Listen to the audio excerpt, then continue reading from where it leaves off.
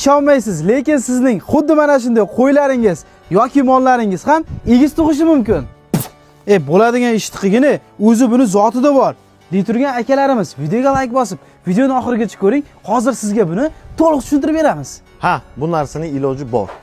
Siz kanalga obuna bo'lib qo'ying, men esa sizga buni hozir tushuntirib o'tib ketaman. U narsani siz nafaqat qo'yda, balki mana shunaqa mol, quyon va hattoki uy hayvonlarida ham qo'llasangiz bo'ladi. Buning uchun bizlarga qo'ylarni qo'chqor qo'shishdan oldin hammasiga Falimax dorisidan gavdasi mana shunaqa bo'ladigan bo'lsa 1 ml. Bundan sal kattaroq bo'ladigan bo'lsa 1,5 ml dan inyeksiya qilinadi. 3-4 kun o'tkazib yana bir marta inyeksiya qilinadi. Produktivnostni oshirish maqsadida обязательно trivit vitaminidan foydalanadi. Ichida E vitamini tuxumdonlarni stimullab beradi.